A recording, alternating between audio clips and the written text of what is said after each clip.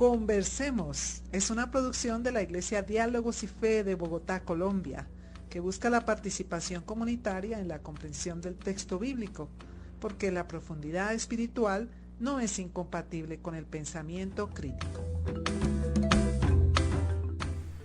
Muy bien, un saludo especial de Navidad a todos nuestros oyentes. Este es el podcast Conversemos de la Iglesia Diálogos y Fe. Y en esta oportunidad continuamos hablando sobre la serie del mes, Da razón de nuestra esperanza. Por supuesto con un invitado. Esta vez ya se está volviendo un invitado preferente. Esta es la tercera vez que va a estar con nosotros nuestro invitado. Así que, Alex, bienvenido. Qué gusto tenerte nuevamente con nosotros. Alex Maldonado, ¿cómo estás? Muy bien, gracias John por la invitación nuevamente. Me gusta compartir con la iglesia. Feliz Navidad, feliz tiempo de Adviento todavía a todos y todas, precisamente hablando de la esperanza, ¿no? De eso es lo que trata el Adviento, ¿no? De saber ubicarnos en la espera anticipada. Nada, agradecido de estar acá como siempre. Oh, un gusto para nosotros tenerte, poder escucharte y poder aprovechar eso que Dios te ha dado para dejarnos guiar también en este camino. Para los que no te conocen, si puedes hablarnos un poco de ti, de lo que haces, de tu ministerio, de quién eres, por favor. Pues mi nombre es Alex Maldonado Lizardi, soy puertorriqueño. De hecho, estoy hoy hablando contigo desde Puerto Rico. Es la primera vez que tenemos esta conversación así, de isla al resto del continente. Este, Puertorriqueño de la Iglesia Cristiana Discípulos de Cristo de Puerto Rico, pero trabajo en estos momentos para Ministerios Globales, que es el esfuerzo conjunto de la Iglesia Unida de Cristo de los Estados Unidos y la Iglesia Cristiana de Discípulos de Cristo en Estados Unidos y Canadá para la misión, ¿no? Es el esfuerzo misionero de ambas iglesias, y con mi esposa Xiomara Cintrón García acompañamos a Justapaz en varios procesos eh, de acompañamiento, en mi caso pues de temas de memoria histórica, derechos humanos e incidencia política, y mi esposa con temas de mujer, paz y justicia ambiental en Justa Paz, acompañando a iglesias cristianas que están ubicadas en contextos de conflicto armado. Así que estamos haciendo ese tipo de trabajo ahora mismo. Muy bien, Alex, muchas gracias.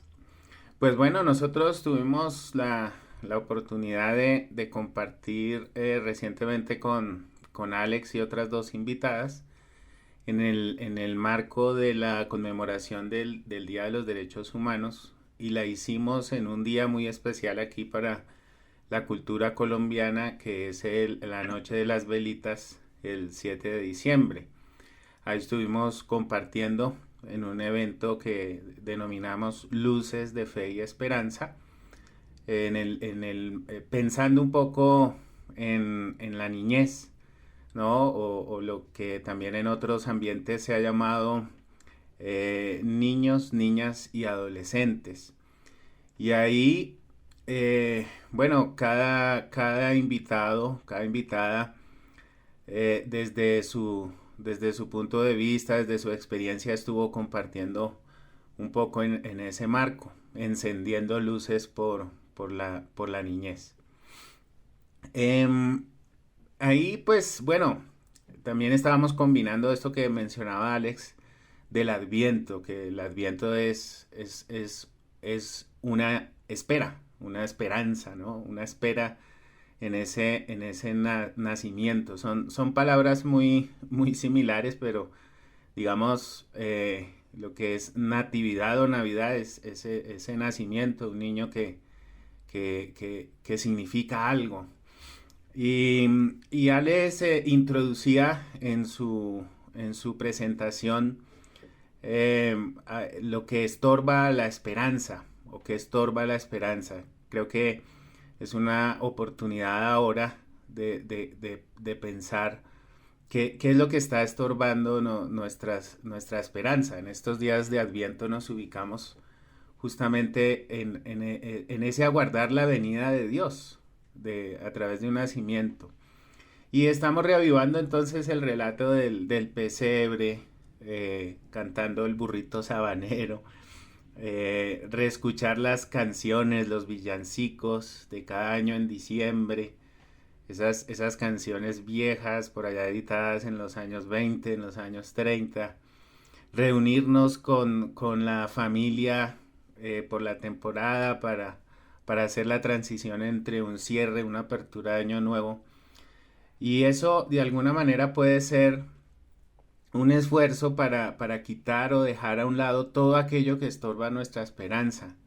Es tiempo de reflexión, es tiempo como de hacer una pausa, dejarnos deslumbrar un poquito por las luces navideñas. Y, y bueno, en la pasada noche de velitas, inspirado en el texto bíblico, Alex proyectaba la pregunta acerca de esto, de lo que estorba la oración, o de lo que estorba la espiritualidad, que me parece muy interesante, digamos, la necesidad de conectar una espiritualidad con lo que pasa en los asuntos sociales y que estorba la ampliación del ser humano hacia la esperanza. Y es que cuando tenemos fe en Dios, nos ubicamos como en un devenir hacia Dios, ¿no? Aguardamos la esperanza de encontrarnos con Dios, de provocar su venida. Entonces, como cristianos es muy importante la oración como medio de acercarse, o el advenimiento de la Navidad como aguardar esa esperanza de Dios. Y esa esperanza tiene estorbos. Tú lo señalabas también a la luz de un texto bíblico, Alex, y bueno, ahí marcaste con cifras de violencia intrafamiliar, los efectos del conflicto armado en Colombia y cómo toda esta situación se agrava en contra de los niños, niñas y adolescentes. Aquí, bueno, Alex, yo quisiera preguntarte, ¿cómo crees que podemos interiorizar todas estas múltiples violencias en contra de los niños, niñas y adolescentes como una fuerza, como una base, una pasión para quitar los estorbos en nuestra espiritualidad?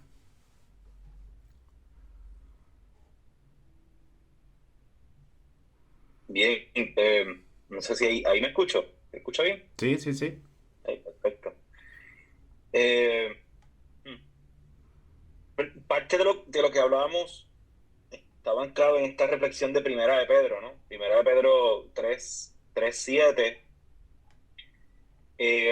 Y algo que ocurre que es bien interesante en ese texto, hay dos cosas que quisiera mencionar antes, ¿no? Lo primero, pues que es un texto, es una carta dirigida a una comunidad desplazada.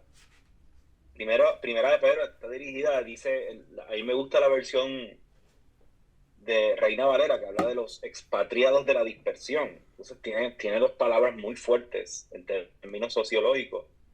El asunto de la expatriación, que tiene un gran componente político, esto de que te arranquen de tu patria o de lo que consideras la tierra de tus padres, que eso es muy bíblico, ¿no? Esta idea de la tierra de los padres, de los patriarcas, etcétera, que es a fin de cuentas es la tierra de la familia. Y lo otro es el asunto de la vida dispersa. Y es una carta que está orientada a una comunidad que tiene esos dos componentes muy fuertes. Y en medio de ese contexto, el apóstol Pedro decide invitar a un concepto que él maneja ahí, una idea bien bonita. Yo no me atrevería a decir que es un concepto, nosotros lo hemos conceptualizado para darle unos componentes, ¿verdad? Pero es más que nada una metáfora muy bonita, que es la de la esperanza viva. Y hay una invitación de parte del apóstol Pedro y él va a desarrollar esta idea de la esperanza viva y qué implicaciones tiene. Y aparece eso como en el primer capítulo, por ahí segundo capítulo, dándole fuerte a este asunto de la esperanza viva. Y de pronto el capítulo 3 ocurre lo que en muchas de estas cartas pues ocurre. ocurre, que es que tiene unos componentes teológicos bien fuertes al principio y de pronto la carta trata de estas cartas, tanto las de Pedro como las de Santiago, como las del apóstol Pablo, tratan de aterrizar esto a la vida cotidiana. Siempre lo hacen, ¿no? Y de pronto él trata de aterrizar toda esta conceptualización teológica en cómo esto se ve en nuestra vida cotidiana. Y lo primero que él dice, pues empieza a hablar sobre la vida familiar, el apóstol Pedro, ¿no? Y lo que mencionábamos aquella noche era que si bien lo que el apóstol Pedro en ese capítulo 3 habla de la familia, para nosotros y nosotras es muy distante, ¿no? Es esa idea de la familia controlada, de la esposa controlada, que responde a unos ideales romanos y unos ideales o unas ideas de familia que en aquel momento pues tenían sentido. Para nosotros cada vez eso es como más lejano, cierto, pero a la vez el texto, esa porción tampoco se decide muy bien. El texto es muy consciente de lo que está pidiendo, es muy problemático. O por lo menos a mí, cuando yo lo leo, ese capítulo 3, pues veo esos desequilibrios en el texto, como que está buscando otra forma de hacer familia. Y entonces, mientras invita a la libertad de los miembros de la familia, también invita a una vida igualitaria dentro de la familia. De buscar unos planos y unos equilibrios familiares que nos permitan vernos como iguales dentro de un núcleo familiar. Y es en ese contexto donde él saca esta frasecita en el verso 7, que dice, en la Nueva Versión Internacional dice, así nada estorbará las oraciones de ustedes. Y de lo que habla, pues es que las relaciones interfamiliares o las relaciones dentro de la familia, cuando no están bien llevadas, tienen implicaciones en las maneras en que nosotros concebimos nuestra espiritualidad. ¿Cómo tiene eso consecuencias? Bueno, pues hermano querido, si usted tiene garata todos los días, pelea todos los días con sus hijos, con su esposa, con su tío, con su tía, con su abuelo, con su abuela, naturalmente a la hora de usted sentarse a hacer una meditación, hacer un ejercicio de oración, usted no se va a sentir bien consigo mismo porque si las relaciones están desequilibradas, nuestra relación con Dios va a estar desequilibrada. Nuestra relación con la trascendencia, en otras tradiciones dirán, con la trascendencia va a estar desequilibrada. ¿Sí? Si la relación con la trascendencia, con lo divino, con Dios, no tiene ningún tipo de sentido si andamos desequilibrados con nuestro prójimo y con lo que nos rodea, con la vida que nos rodea. O sea, que no solo, encima de eso, pues no solo... Esto no es un invento religioso, así es que opera la vida. La vida opera así. Si hay un desequilibrio interno, va a haber un desequilibrio externo. Las cosas operan de esa manera. Eso no es un invento teológico, ¿no? El apóstol Pedro está diciendo lo que usualmente ocurre en nuestra vida común.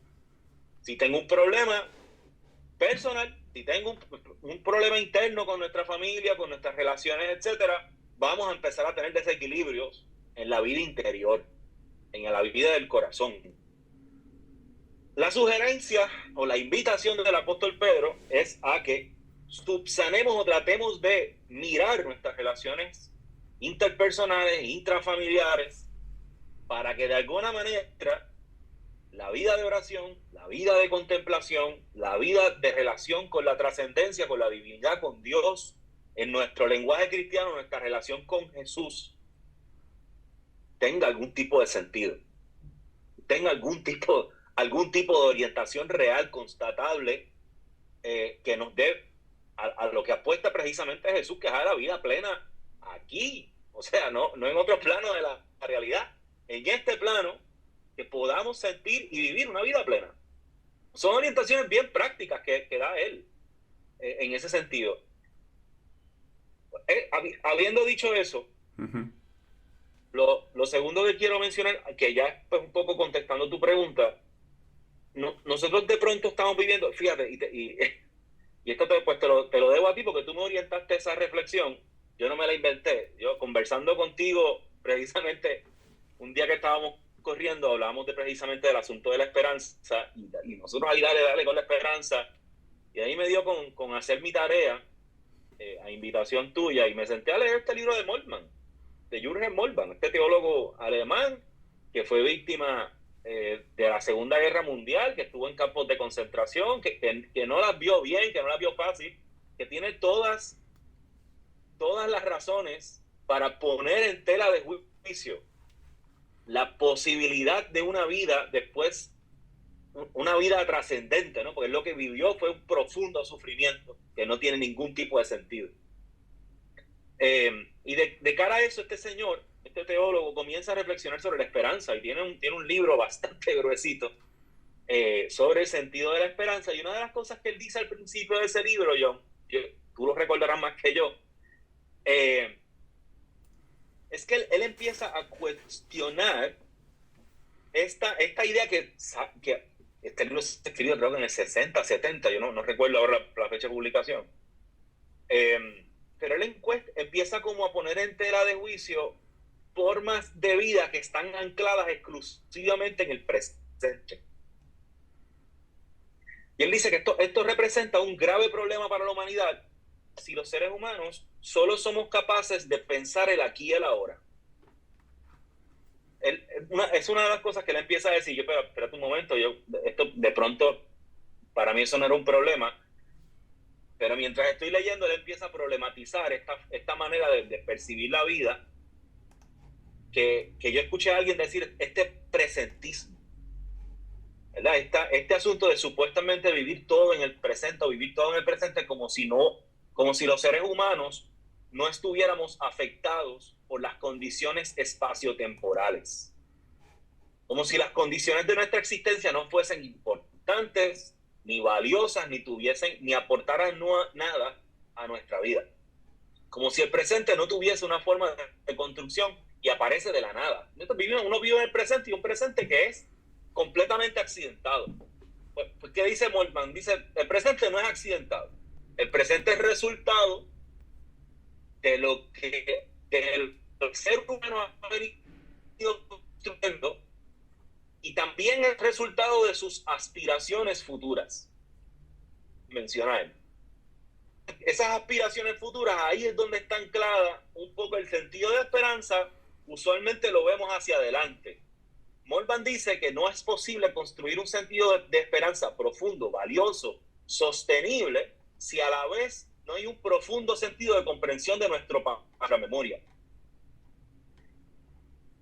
La respuesta a tu pregunta, después de todo ese prolegómeno, ese prólogo, es que es importante reflexionar sobre nuestro sufrimiento. Es decir, a todo esto de los sufrimientos de la niñez y cómo nosotros podemos desarrollar una esperanza que tenga sentido para nosotros y nosotras ahora que estamos hablando de Navidad, es precisamente no pasar por alto esas cifras que vimos esa noche. No pasar por alto que hay una niñez en Colombia que tiene y está viviendo unos sufrimientos muy, pero muy profundos, que no podemos tenerlos en poco, ni como iglesia ni como sociedad. Y la tentación es grande cuando todo a nuestro alrededor nos están diciendo que tenemos que no mirar el pasado, no mirar el futuro, solo mirar el presente, y lo único que importa es el presente. En ese ejercicio de solo mirar el presente, uno le pone un telón a los sufrimientos de los demás, como si no tuvieran nada que ver los sufrimientos de otros con mi vida presente. Y la respuesta a tu pregunta, por un lado, tiene que ver con cómo nosotros y nosotras estamos haciendo un ejercicio muy sentido sobre el sufrimiento de otros y otras, sobre todo el sufrimiento de la niñez. ¿Sí? En un país que la niñez tiene unos sufrimientos tan particularizados como el reclutamiento forzado. Que quienes mayormente son reclutados son niños y niñas, y eso lo sabemos, niños y niñas de 10, 11, 12 años, por más que los grupos armados digan no, que ellos se meten voluntariamente, eso es mentira. ¿Sí? Ahí yo escuchaba una anécdota el otro día, perdona que traiga esto a este episodio, yo no sé si eso después lo editan ¿O qué? Pero recuerdo una anécdota de un pastor que me contaba que en un culto a veces se iba la luz misteriosamente, entre comillas. Y el mecanismo, había un mecanismo de seguridad frente a la energía eléctrica que se iba. Y él nos contaba que cuando la luz se iba, la energía eléctrica se iba, de pronto había niños que también se iban. Es decir, y ahora voy con la anécdota más dura. Esa iglesia, como muchas iglesias que sufren temas de reclutamiento forzado, había grupos armados que tumbaban la energía eléctrica en esa comunidad para llevarse a los niños de noche. Y lo que hacía la iglesia en esos tiempos era que cuando la energía eléctrica se iba, todo el mundo se arremolinaba en el centro del templo y metía a los niños y niñas en el centro de esa aglomeración de la comunidad para proteger a las niñas de que los grupos armados entraran y se llevaran a los niños. Wow. ¿Sí? Uh-huh. Estamos hablando de la memoria, a cómo estamos haciendo un ejercicio de memoria, nuestras comunidades, nosotros como comunidades de fe, como seres humanos, cómo estamos participando de los ejercicios de memoria sentidos, muy sentidos, profundamente sentidos, anclados en el dolor. Sí. Pero un dolor a partir del cual podemos construir sentidos de esperanza y no de pesimismo, como si eso no se pudiese acabar.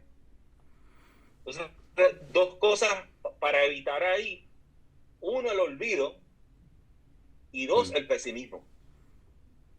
Vivir en el presente no significa ser una persona optimista. Todo lo contrario, vivir exclusivamente en el presente nos hace personas profundamente pesimistas, como si no hubiese otra posibilidad. Ahora que está 100 años de soledad, por ahí en Netflix, ¿no? Como si los seres humanos no tuviésemos otras oportunidades sobre la Tierra. Bien, Alex, ¿Sí? Entonces eso es eso. Sí, me llama mucho la atención la forma como introduces a Moltmann desde el punto de vista temporal, como en la exaltación del presente que también corta posibilidades de proyección, ¿no? En ese devenir de la historia. Al escucharte, pues me imaginaba también con ese sentido de presente, que no nos permite ver más allá de lo más cercano, porque la presencia corporal está vinculada al tiempo. Ahorita, digamos, estamos cada uno en un escenario distinto y ese es nuestro presente, entre comillas, que de alguna manera también nos limita en cuanto al sentir de otra gente que está en este momento en otros espacios, viviendo otros contextos diferentes. Y ese sentido de absolutización del presente no nos permite sentir lo que está sintiendo otros en otros espacios, ¿no? Eso también es, digamos, una consecuencia de esa exaltación del presente. Entonces solo sufrimos, entre comillas, ¿no?, lo que estamos sufriendo ahora, ¿no? El condicionamiento de nuestro presente, y nos abstraemos de la realidad de lo que está pasando en otros lugares, especialmente con los niños. Eso también estorba nuestra oración, ¿no? También la exaltación del presente conduce a un ensimismamiento, por llamarlo de alguna manera, como una concentración del yo que nos abstrae también de las realidades o de los sentires que están viviendo otras personas. Yo creo que a eso también apelaba un poquito el apóstol Pedro cuando dice, primero les amonesta a las mujeres y después les dice a los hombres, vivan con ellas con sabiduría, ¿sí? Para que sus oraciones no se estorben, es decir, sálgase un poquito de su presente, de su propio enfoque, de su realidad, para poder ubicarse también en otras, porque eso es importante. Mira que yo no solamente yo te pongo tareas simbólicas con lecturas, tú también me las pones a mí. Me pusiste a leer a Tamayo esta semana y llama la atención también de que Tamayo, por ejemplo, introducía que ese sentido de esperanza también es comunidad. Pues, no solamente esperamos individualmente, sino que esperamos como comunidad. Esperamos y desesperamos en comunidad. Entonces, creo que de acuerdo a lo que tú nos dices y lo que dice también la Biblia, es entender que ese sentido de esperanza nosotros tenemos que vivirlo, no solo en relación como a una mirada a sí mismo, sino también en un sentido de comunidad. Hay ese dicho popular de que ojos que no ven, corazón que no siente, no, digamos, no puede aplicar en nuestra espiritualidad. Aún no viendo, tenemos que ser conscientes de las realidades y los sufrimientos, como dijiste ahora último, que están viviendo que están viviendo otras personas.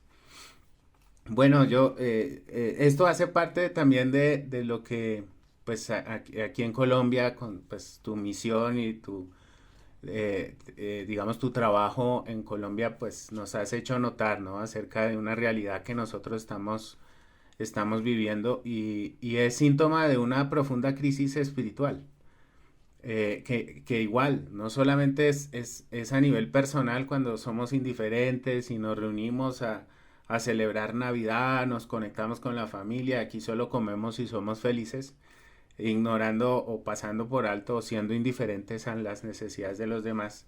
Entonces, eso cuando se hace colectivo, bueno, nos pone al margen de todas esas vivencias, ¿no? Es muy dramático eso que mencionas ahora, digamos, con el tema de los cortes de luz y lo que significaba también en el lenguaje eso como una amenaza para los niños. Pues ya ahí cerrando, Alex, pues estas preguntas más que nada son como para que hagan eco y pues no podemos resolverlas, ¿no? Y hay una pregunta última con lo que podamos desde nuestro corazón, en medio de esta crisis espiritual, cómo alimentamos nuestra esperanza, ¿no? Desde nuestro propio ser, desde nuestro fuero interno también hacia afuera, hacia otros. ¿Cómo podemos alimentar la esperanza? Alex, ¿cómo lo ves? Ahí, ¿me escucha? Sí. Como yo llevo hace varios días pensando en eso, ¿no? Cómo alimentar la esperanza y cómo la alimentamos con la niñez, ¿sí? Porque parte de lo que hablábamos aquella noche, y lo traía la compañera, no recuerdo su nombre, que ella es profe. No sé si me puedes recordar el nombre de ella. María Paula y Laura. Yo creo que fue María Paula. Creo, ¿será? La que es profe. Ella es Sí. profe. María Paula es la profesora. Ella hablaba del asunto del adultocentrismo. Y ella lo traía. Y ella trae unos ejemplos espectaculares de cómo ella trabaja con la niñez en estos espacios escolares, en territorios, espacios difíciles, ¿no? Y ella lo mencionaba y yo recordaba y también traía unas palabras de Hilda Molano. Hilda Molano es la directora de la Coalico. Una invitación también, precisamente hablando de la memoria de la niñez y las afectaciones de la niñez en marco del conflicto armado, es mirar esos boletines de la Coalico, participar de los ejercicios que hace la Coalico para reivindicar la niñez. Y ella, esto de pronto de golpe no suena a cómo desde la espiritualidad cultivar algo, pero yo sí creo que esto es una forma, ¿no? Lo primero que es incluir a la niñez en nuestra espiritualidad. ¿Qué significa eso? Es que incluir a los niños y niñas en nuestros espacios de culto y hacer espacios de culto, por ejemplo, de litúrgico o de comunidad, donde los niños no están metidos, niños y niñas no están metidos en una guardería. Entonces la pregunta es cómo hacemos cultos para que toda la familia pueda disfrutar y pensar en cultos y participar, ¿no? Así que Hilda hablaba de cómo los adultos hemos silenciado las voces de la niñez. Eso es el adultocentrismo. Así que lo primero dentro de esa pregunta de la espiritualidad y cultivar una espiritualidad es no silenciar las voces de la niñez. La niñez tiene mucho que darnos al cultivo de nuestra espiritualidad. Las preguntas de la niñez, de los niños y niñas.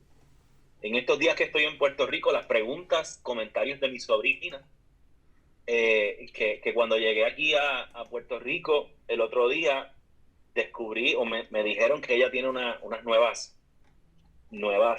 preguntas o nuevas curiosidades. Y ella me decía, tiene una cosa nueva, yo no sé cómo ejemplificarte esto por una cámara, pero nosotros tenemos, toda nuestra familia tiene lentes, tenemos espejuelos, gafas, y mi sobrina ahora quiere mirar a través del lente, quiere saber cómo se ve a través del lente mío y el de los demás. Cada persona que tiene espejuelo tiene lente, ella quiere pegarse al lente para ver si es posible, para entender cómo se ve a través del lente de otro. Mira. ¿Sí? Eso a mí me voló la cabeza. Porque es una pregunta que de pronto los adultos dejamos de hacernos. ¿Cómo se ve a través del lente de los demás? Una cosa tan sencilla como esa, pero que es muy profunda, pero que cuando incluimos a la niñez en nuestros procesos de vida, en nuestro caminar diario, realmente incluirlos, realmente escuchar, realmente participar con ellos de nuestra vida, pues descubrimos y redescubrimos cosas, nos volvemos a sensibilizar ante cosas que de pronto se nos habían olvidado en la trayectoria. ¿Sí? La niñez tiene una capacidad de devolvernos a la realidad, de anclarnos en la realidad. Por eso Hilda mencionaba, pues eso, ¿no? Como adultos hemos ido silenciando las voces, pues cómo vamos a destapar esas voces. Precisamente desestorbar el silencio de los pequeños hace que desestorbemos la oración. Qué lindo.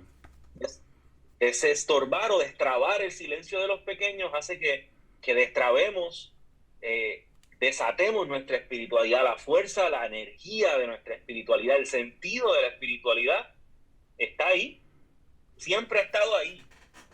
Lo que mencionamos aquella noche era que por alguna razón como adultos pues lo que hacemos es que mientras más años tenemos, mientras más ocupados estamos, menos espacio tiene la niñez. La niñez cada vez tiene menos dignidad. Sí. Y eso pues es un llamado que hace Hilda. Y lo segundo, precisamente ahí, pues concertar, decía ella, es sobre un espacio precisamente de Justa Paz, una vigilia de oración que tuvimos. Hilda, otra vez Hilda de la Coalico, mencionaba que era importante concertar mecanismos de participación de las niñas en los espacios que pensamos que son solo de los adultos. ¿Cómo? La pregunta es, no cómo los niños se van a entretener mientras los adultos participan, sino cómo concertamos espacios y mecanismos de participación que adecúen a los niños y niñas en hechos de participación de lo que entendimos por mucho tiempo que siempre han sido espacios adultos. Pues no son adultos porque los involucran a ellos. Es así. A ellos y a ellas, nuestras decisiones como adultos. Entonces, ¿qué preguntas se le puede hacer a los niños para que ellos digan cómo tú te sientes frente a esta decisión? Realmente, ¿cómo te sientes? Y ella hablaba en ese momento, y con esto cierro, de precisamente cómo diseñamos espacios, construimos espacios y caminos que puedan abolir las guarderías. Uh-huh. Y es una persona así como súper... No. Uno le escucha hablar y uno queda abatido. Sí, y habla de eso. Es un llamado profético y me parece un camino muy concreto también, porque los niños y las niñas están despojadas de toda esa serie de mecanismos que nosotros en la adultez hemos incorporado también a nuestra mente para reprimir muchas cosas. Ellos lo tienen fresco. Y bueno, qué lindo esta ilustración sobre los espejuelos, ¿no? Sobre los lentes. Porque bueno, de alguna manera lo que es el mensaje de la Navidad es que Dios ha querido ver también a través de nuestros lentes y se hizo en el vientre de una mujer para poder vivir, digamos, esta etapa de bebé y de niñez y hablarnos también desde ese sentir y desde esa encarnación profunda. Eso es lo que celebramos en Navidad y Dios nos dé la oportunidad de escuchar y comprender y leer realmente las vivencias, los pensamientos y las intenciones de los niños y las niñas. Alex, muchas gracias. Se nos va el tiempo volando. Sí. Ha sido un gusto. Nosotros queremos volver a invitar, digamos, a Alex, a María Paula y a Laura, con los que vamos a estar trabajando o cerrando esta serie para dar continuidad a lo que estuvimos hablando esa noche, que fue muy, muy importante y que queremos ahora hacer un repaso muy, muy pausado. Gracias, Alex, por ayudarnos y contribuirnos a eso a través de este podcast. Muchas gracias. Gracias a ti, John, por contar conmigo para eso, para incluirme ahí. Te agradezco, para mí es siempre muy, muy enriquecedor hacer este tipo de ejercicio. Me encanta Iglesia Diálogos y Fe. Tengo gente ahí muy querida, gente que admiro mucho. Así que un abrazo a la iglesia. Muy bien, me sumo a Feliz Navidad desde Puerto Rico. Muy bien, muchas gracias. Me sumo a ese saludo de Navidad también para todos nuestros oyentes, nuestras oyentes. Y bueno, las dejamos con una pregunta. Es esta que no terminamos de cerrar, ¿no? ¿Cómo alimentamos la esperanza? ¿Cómo alimentamos la esperanza? Muy bien, feliz Navidad. Dios les bendiga. Un abrazo enorme.